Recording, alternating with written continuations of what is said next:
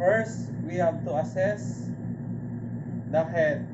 First, we observe the head for size, symmetry, position, deformities, and taking note of the anatomical landmarks. Next, inspect facial features for size and symmetry. Take note of the patient's facial expression. Let the patient smile, frown, and puff cheeks. Next, we inspect the hair for distribution, texture, and cleanliness. We check for lice and dandruff.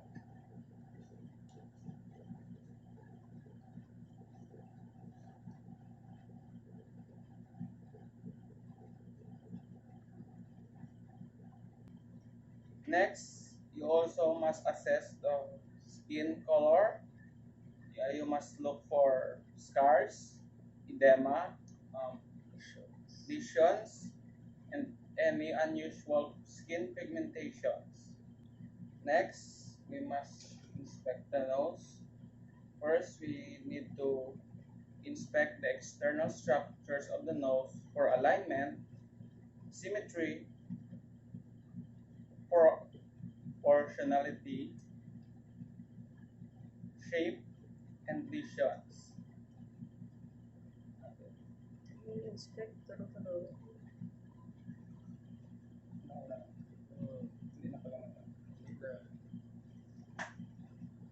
Next, you observe the airflow on both nostrils.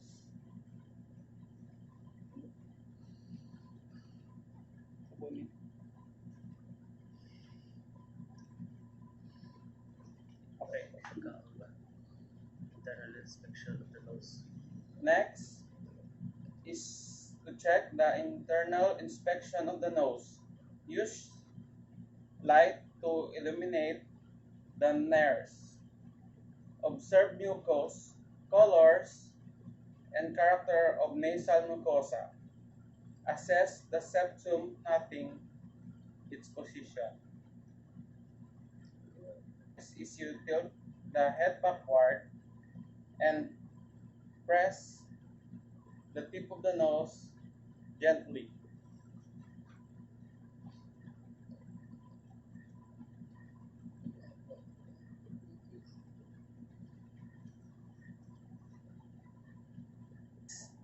Is we palpate or percuss the maxillary and frontal sinuses for tenderness.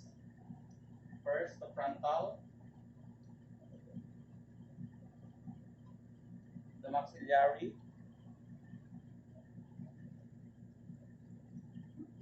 next is I will inspect the neck. First is you check for symmetry, check for scars, lesions, and lymph nodes.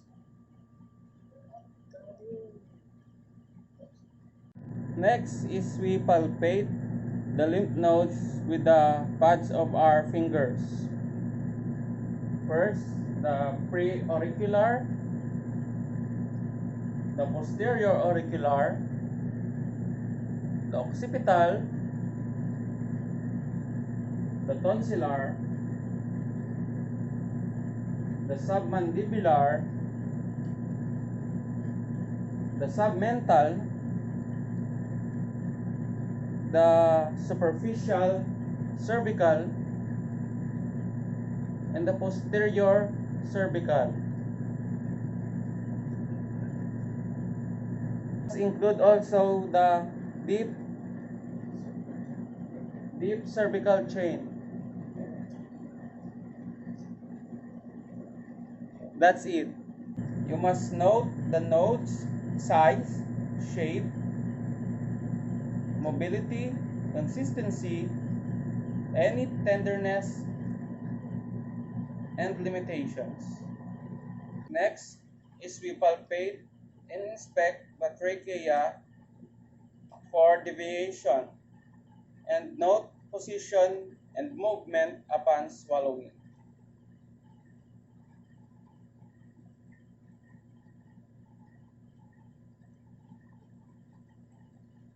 Next is we inspect the thyroid of the patient. We must slide from the upward.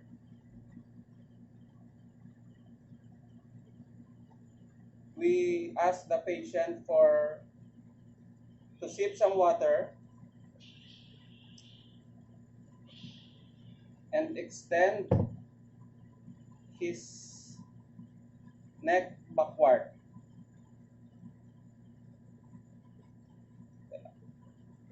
Swallow. We must observe if there is upward motion. Next, we identify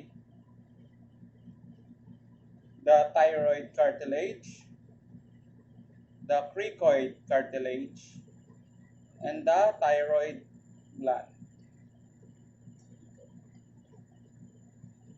Touch the thyroid cartilage, the cricoid cartilage, and the thyroid gland as he swallows. Swallow. And return to the resting phase. Next is you put your finger pad on the cricoid cartilage and behind the patient's back, put your other finger. We ask the patient to take a sip of water and swallow it. We feel the thyroid isthmus rises. We move our finger laterally because it is needed for the anterior surface of the lateral lobes. Next is we'll be assessing the eye. Begin the eye examination by assessing the patient's visual acuity. E F P P O Z L P E B P E C F D E B F C Z P F E L O P Z D D E F P O T E C. And now we will proceed to the next test, and that will assess the patient's visual field. Follow my finger, sir.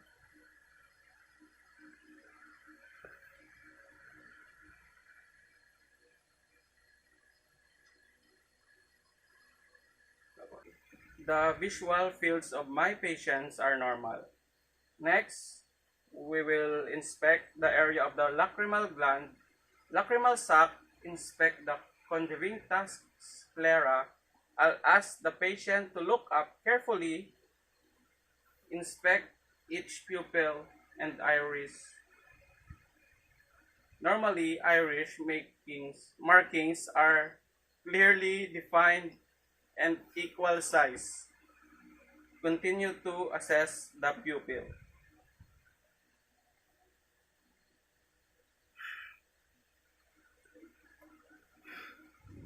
Continue assessing the pupil and note its reaction to the light.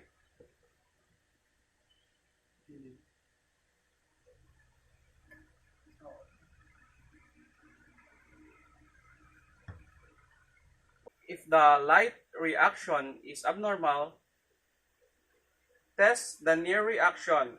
Put one finger or a pencil 10 centimeters from the patient's eye. And now watch.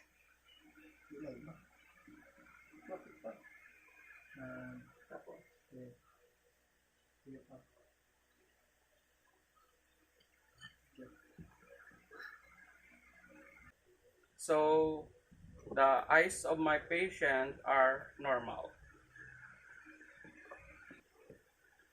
Your assessment begin the ear examination, inspecting the aerocol for position, size, and symmetry. Also inspect the opening of ear canal for discharge, swelling, or redness. If the patient has complained of ear pain and you see signs of inflammation, check for tenderness by moving the aerocol and pressing gently on the tricks.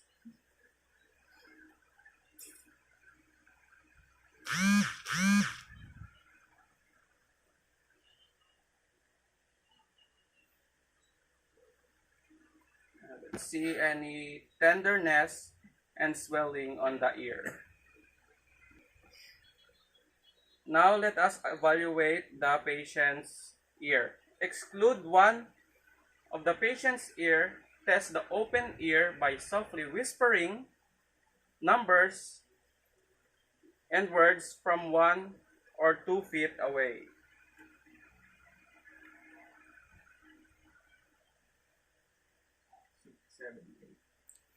6, 7, 8.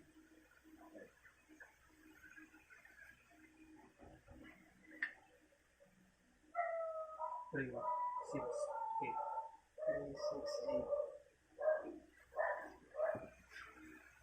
So the hearing of my patient are normal. Next is we will assess the mouth of the patient. Before assessing, tell the patient to remove any lipstick, dentures, then inspect the outer surface of the lips for symmetry, color, moisture. Note any cracking, scaling, or mazes.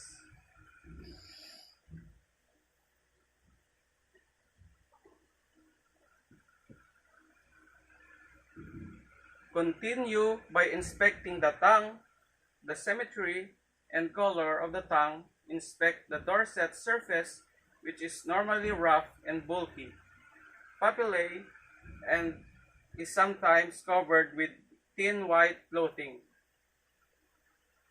Inspect the under surface inside the tongue and the floor of the mouth.